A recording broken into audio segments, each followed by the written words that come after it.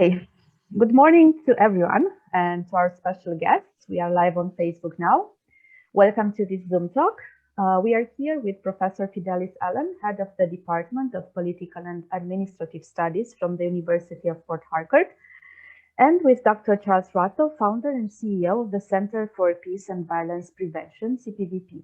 Hello and welcome. Good morning, Camille. Thank you. Good morning. Yeah.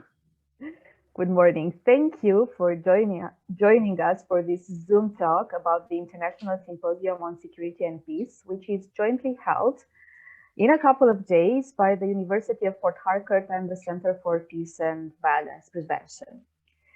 Professor Allen, can you tell us what this event is all about and what should we expect from it?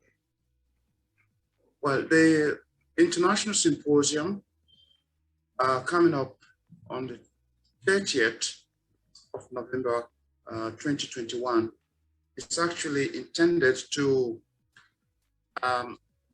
provide an opportunity for scholars to be part of conversation on a number of issues, global problems that have to do with development, peace, and violence prevention.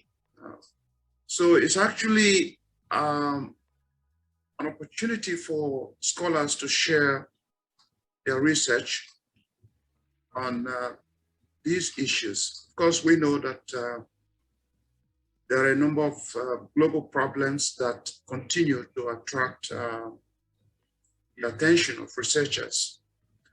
And between Africa and the eastern wing of Europe, not much conversations around these issues have been going on.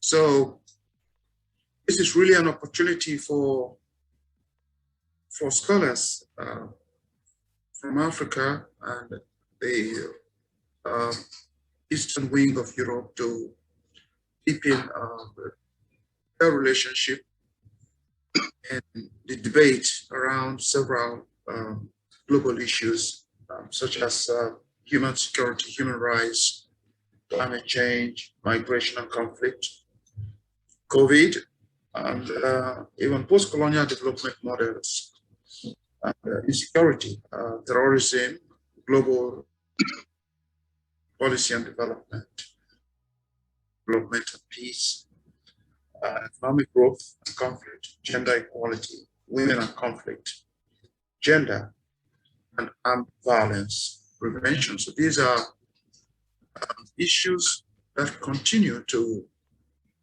attract the attention of scholars and researchers. So we are starting this. I believe that in the future, we will have opportunities for in-person meetings. COVID has really changed a lot of things. So it's a great opportunity. And for us at the University of Port Harcourt, it's a great opportunity as well for our scholars, for our students, especially in the postgraduate programs in the social sciences.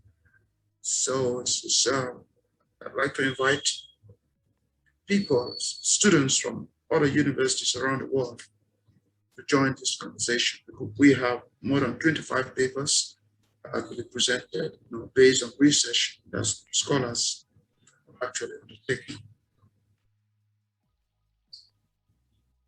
Thank you very much. Dr. Wratto, what would be your thoughts on the same question? Yeah, the symposium is important because it brings together academics and actors from the humanitarian sectors and civil society leaders. I think we can learn from the experiences of those on the field, those who are working with refugees, those who are living in conflict-prone areas, those who are sending us their work from, for instance, Northeast Nigeria, where we have armed conflict violence going on currently, and other parts of the world. We receive papers and presenters from different parts of the world, but most importantly, we do have experts who are experienced in the field from the peace building community, who will be speaking at this conference, who will be telling us about their work and how their work has had impact in other parts of the world and what we can learn from these discourses. I think bringing together these various groups of people from the academic world and civil society, humanitarian world, it provide a unique context for ordinary people to get an insight on how these issues are being addressed by different actors within different fields. Thank you for your answer. Let's go a little bit to the major issues which will be discussed during this symposium. Which are these major issues which are going to be discussed, and how are they relevant in the today context? Dr. Wratto, please. Yeah, violent conflicts continue to strike many parts of the world. Whether it's going to be in Asia and Middle East, whether it's going to be in Africa or some parts of Europe, we've seen violent conflict still having its impact all across the world. And discussing some of the key issues like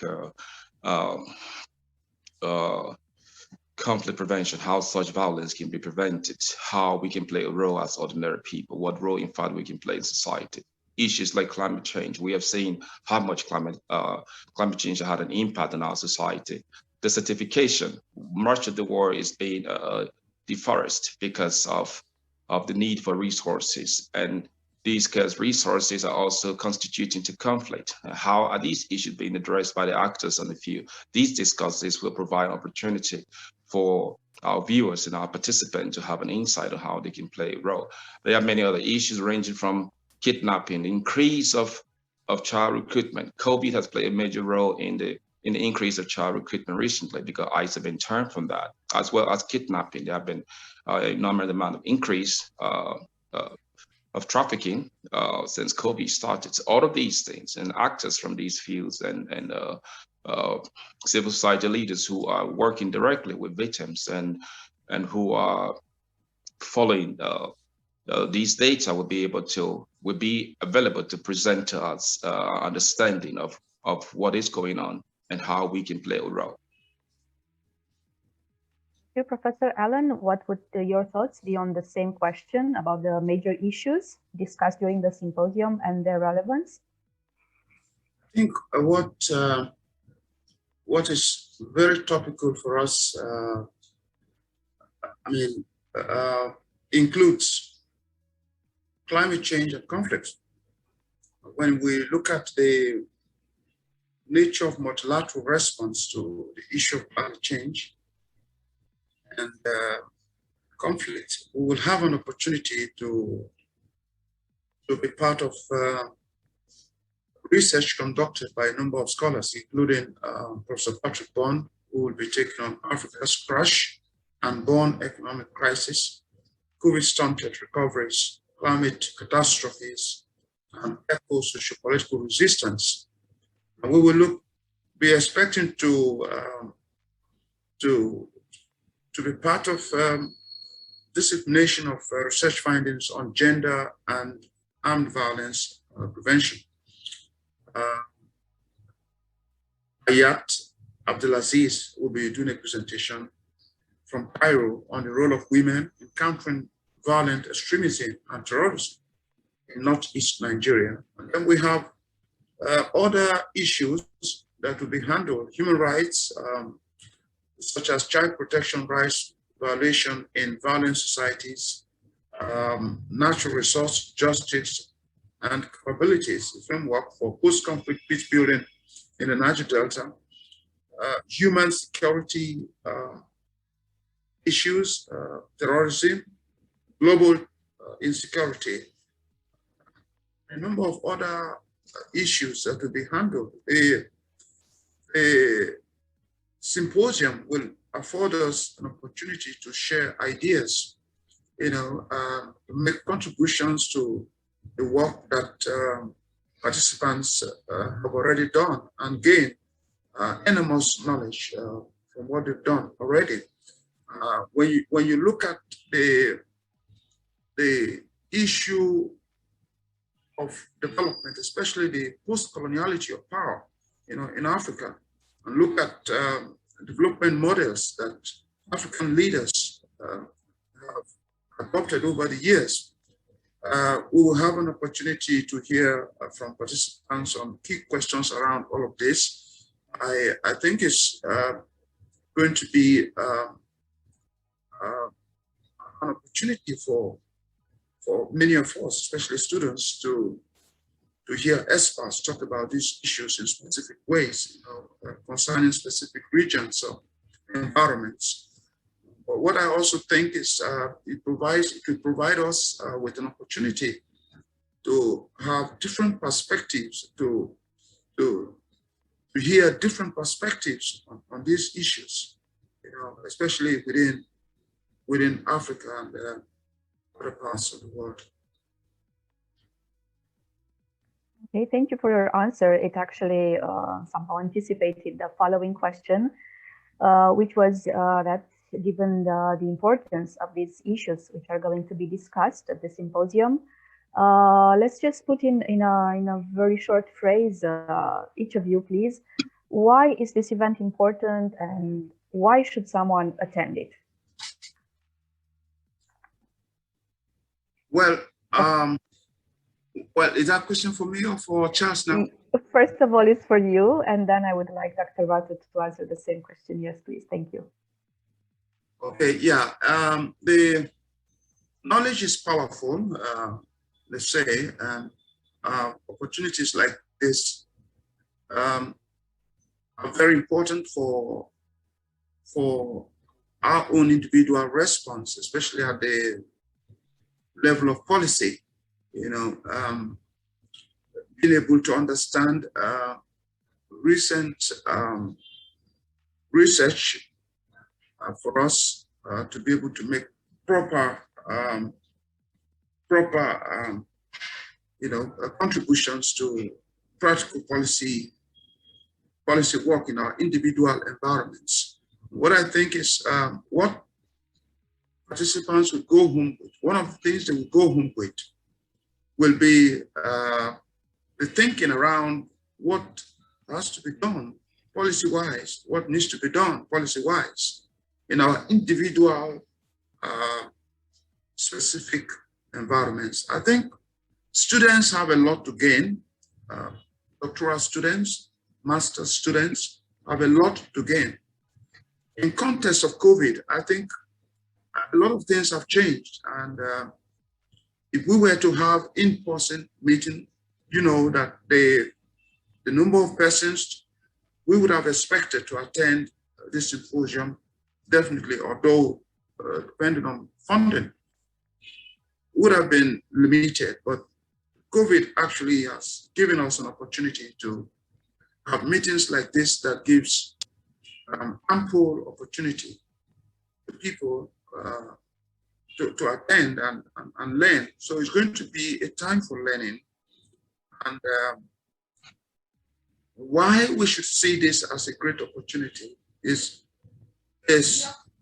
because you will have experts, you will have people who have done research, who want to talk about what they have done and their findings of their research for the benefit of scholars and policy makers. So I think this is crucial. And I also believe that this symposium will help cement a relationship between Romania, partner in Romania, and the University of Harcourt, in the area of disseminating relevant research information. Ultimately, we're talking about a global village. We're talking about a global academic community. We're talking about a global policy community. How this community can be part of sharing of very relevant information on key research problems that have been tackled Thank you very much for your answer. Let's go to Dr. Wratto, please. The same question. Why is this event important? Why should someone attend it? I'm just going to expatiate a little bit on what Prof said. He almost said everything. I think it's important for people to attend, people especially who are asking themselves, what can I do? How can I play a role, to a constructive role in my society or in the world? Here they have an opportunity to learn and to be exposed to the informations that will be shared at the conference. People who have done field work, people who have worked with refugees, people who have worked with traffic victims, people who are directly from conflict zones, researchers who have had findings to present at the symposium will be there to answer questions, will be there to receive suggestions, will be there to sort of provide guidance and sense of directions for such people.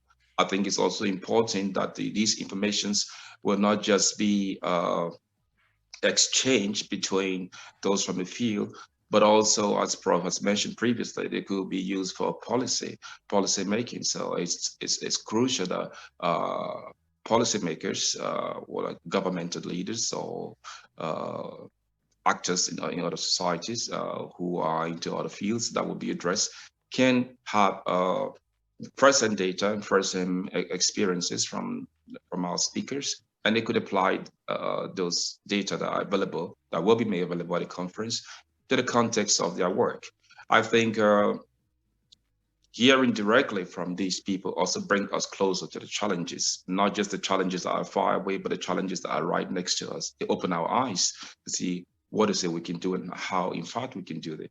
And I think we will all walk away from the symposium with something, especially given the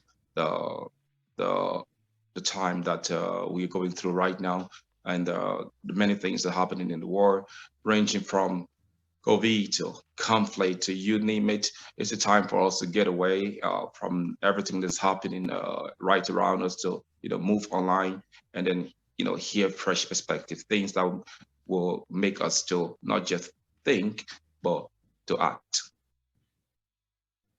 That's good. Thank you. Thank you very much. Thank you both very much for your answers and for your time this morning. It was a pleasure having you with us. Thank you all for watching, and please don't forget to join us next week on Tuesday, November 30, for the first edition of the International Symposium on Security and Peace. Everybody have a great day, and thank you again, Professor Fidelis Allen and Dr. Charles Wratto.